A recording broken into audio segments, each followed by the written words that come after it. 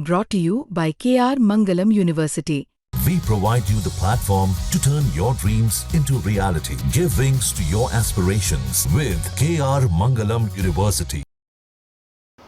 गोविंद को वहाँ धमकी भी मिल रही है। यहाँ से गुजरात से मैंने बच्चे भेजे हैं उसकी सुरक्षा के लिए। वहाँ की प्रशासन बिल्कुल भी मदद नहीं कर रही, ना छोरे की मदद कर रहे हो ना बच्चन की मदद करी ढूंढने। तो एक बच्चा मेरा हाथ से निकल गया, एक बच्चा है तो उसका कोई पता नहीं कहाँ है, उसका कोई सुराग ही नहीं लग रहा। उसका आज 15-16 दिन हो गए। 15-16 दिन में तो मोदी जी कहीं से भी ढूंढ के ला सकते थे। अभी अभी आपने जिन्हें सुना ये है सोनम रघुवंशी के फादर। आपको बता दें कि जब से सोनम रघुवंशी और उनके पति राजा रघुवंशी लापता हुए थे, इसके बाद पहली बार सामने आए हैं सोनम रघुवंशी के पिता। और उन्होंने मेघालय में जिस तरह से उनकी बेटी का सर्च ऑपरेशन चल रहा है, उनके बेटे गोविंद वहां पर है, इन्हें लेकर उन्होंने गंभीर आरोप लगाया है, जिसमें उन्होंने बताया है कि उनके बेटे को वहां पर थ्रेट दिया जा रहा है। क्योंकि गोविंद, आपको बता दें कि गोविंद ने दावा किया है कि उनकी बहन जो है उसकी तलाश ये लोग खाई में कर रहे हैं, बजाय इसके कि किडनैपिंग एंगल पर भी वहां की पुलिस को जांच करना चाहिए, जो कि नहीं कर रही। ऐसा गोविंद ने दावा किया था, जिसे लेकर फादर ने ये कहा है कि उनके बेटे वहां पर सर्च ऑपरेशन, यानी जो टीम है एनडीआरएफ, एसडीआरएफ और इसी के साथ एसओटी जो गठित किया गया है और एसआईटी टीम है, उन सब के साथ वो वहां पर मौजूद है। लेकिन इसी कड़ी में गोविंद को वहां पर थ्रेट दिया जा रहा है, जिसे लेकर पिता ने ये सब चीजें कही है। अब बात करेंगे कि इस केस को लेकर सोनम रघुवंशी की जांच कहां तक पहुंची है और पहली बार पिता ने क्या कुछ कहा है, उस बेटी की शादी कब हुई थी और किस हालात में हुई थी और क्या कुछ कहानी थी। क्योंकि आरोप ये भी लग रहे हैं कि हनीमून के दरमियान ये कुछ चीजें हुई है, तो तरह तरह की मिस्ट्री पर बात हो रही थी, जिसे लेकर उनके पिता ने सारी कुछ इस इंटरव्यू में बताया है। हम आगे आपको सुनवाएंगे, लेकिन इससे पहले बताते हैं कि गोविंद के साथ वहां पर यानी शिलोंग में जिस तरह से सर्च ऑपरेशन चल रहा है, उस दरमियान गोविंद के साथ हुआ क्या। दरअसल सोनम के पिता की माने तो उन्होंने कहा कि वो उस टीम के साथ वहां पर लगा हुआ है, लेकिन इसी दरमियान उसे धमकी दी जा रही है वहां से लौटने की। क्योंकि जैसे ही 23 तारीख को खबर मिलती है कि दोनों से कोई संपर्क नहीं हो रहा, तो दोनों के परिवार से यहां से लोग जाते हैं शिलोंग और वो पुलिस की टीम के साथ वहां पर मौजूद होते हैं।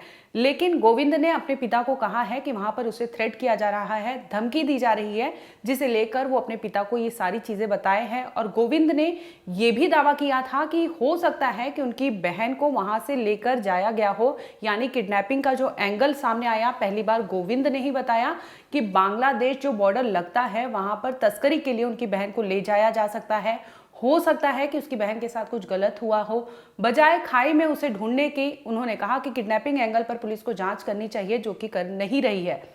अब आपको सुनवाते हैं उस पिता की कहानी, आप सुनिए कि क्या कुछ कहा है सोनम के पिता ने।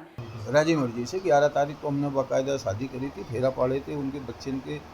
हाँ, गार्डन लेके शादी करी थी दोनों जन ने। पत्रिकाएं भी दिख रही थी, योग वगैरह सब अच्छे महीने सब बढ़िया पत्रिका दिखाई थी। पंडित जी ने शादी बनाई थी, शास्त्री पंडित ने शादी बनाई थी, बढ़िया शादी 11 तारीख की बनाई थी। और बात की भी निकल रही थी, पहले की भी निकल रही थी, तो हम दो ही धनिन ने बीच की रख ली हमने 11 तारीख की। 16 तारीख की भी निकल रही थी, तो 16 की नहीं रखते हुए हमने 11 की रख ली थी, क्योंकि उनका भी स्कूल का काम है। तो उनने बोला था कि बच्चन का स्कूल का काम है, तो थोड़े अपन जल्दी कर लेते हैं। ठीक है, जल्दी कर लो आप। ये बात हमारी हुई थी, दोनों धनी ने रजी मर्जी शादी करी थी हमने। और ना बच्चा कोई इधर उधर था, कोई दूसरी बातों में, ना बच्ची थी कोई दूसरी बातों में।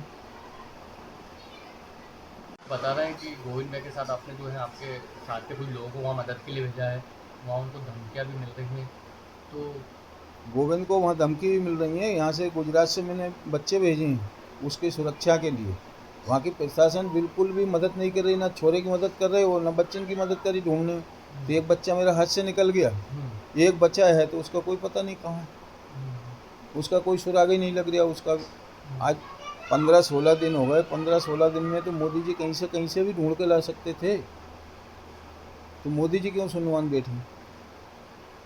इनको भी तो कुछ मदद करना चाहिए, अमित शाह जी को, मोदी जी को। ये वहाँ पे और प्रशासन से ये भी है मांग है कि बच्चा तो हाथ से चला गया, बच्ची कम से कम सुरक्षित आ जाए, तो वही बड़ी बात है। वो बच्ची मिल नहीं रही, बच्ची गई कहाँ? तो बच्ची मिलना चाहिए। अब ये समझिए कि जैसे सरकार बोलती है कि हम दो और हमारे दो, ठीक है ना, और वे एक और उनके 40, और सीधा वो गर्दन पे वार करते हैं रोंडिया। तो इसका भी तो सरकार को ही ऑब्जेक्शन उठाना चाहिए ना कि घुसपैठिया कैसे भारत में घुस रहे हैं और कैसे बच्चों को नुकसान पहुंचा रहे हैं।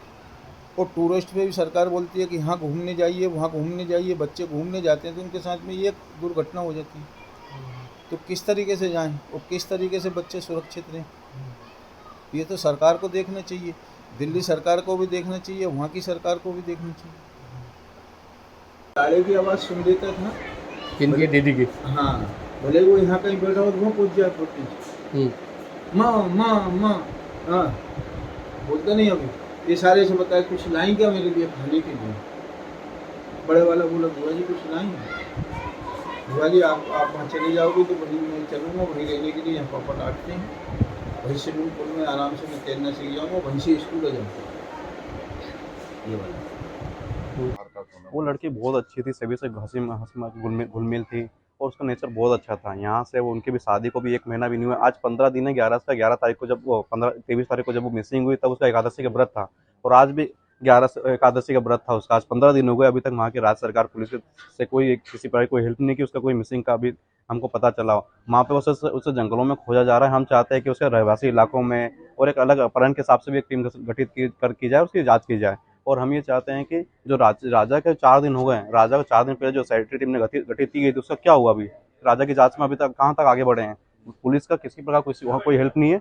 सभी रहवासी ये चाहते हैं कि इसमें सीबीआई इन्वॉल्व हो, सीबीआई टीम जांच की जाए।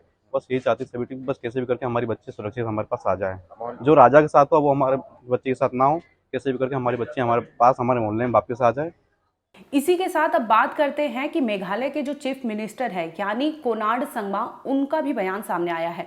उन्होंने बताया है कि किस तरह से उन्होंने उनकी पूरी टीम ने एसआईटी गठित किया है। इसके साथ ही जिस तरह से इंदौर का ये कपल लापता होता है, वो लगातार सीएम से गुहार लगाए थे एमपी के। इसके बाद ये जांच आगे बढ़ती है मेघालय में। इसी को लेकर उन्होंने पीएम को भी लेटर लिखा है। आज विपिन यानी इनके जो भाई है राजा रघुवंशी के, उन्होंने पीएम को लेटर लिखा है जिसमें उन्होंने कहा है कि उन्हें सीबीआई जांच की डिमांड कर रहे हैं और सीबीआई को सौंपनी चाहिए। जिस तरह से मेघालय में चीजें हो रही हैं वो उन्हें नहीं लगता कि उन्हें या राजा को न्याय मिल पाएगा, जिसकी वजह से वो लगातार, चाहे राजा की बात कर ले चाहे सोनम के परिवार की बात कर ले, दोनों ही परिवार लगातार डिमांड कर रहे हैं कि सीबीआई को सौंपनी चाहिए ये केस। क्योंकि सोनम आज 14 से 15 दिन बीत चुके हैं लेकिन अभी तक सोनम का कोई अता पता नहीं चल सका है।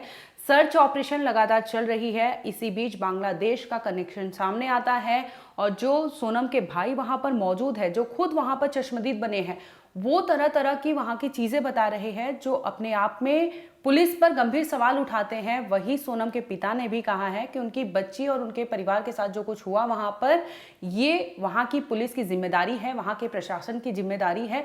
यानी कहीं ना कहीं वो मेघालय के सीएम, मेघालय के प्रशासन को कटघरे में ला खड़ा कर दिए हैं, जिसकी वजह से ये लोग सीबीआई की डिमांड कर रहे हैं। फिलहाल आपको बता दें कि सोनम का अभी तक कोई अता पता नहीं चल सका है। सर्च ऑपरेशन लगातार जारी है। आगे इस केस में अपडेट होगा, हम आप तक जरूर लाएंगे। देखते रहिए क्राइम तक।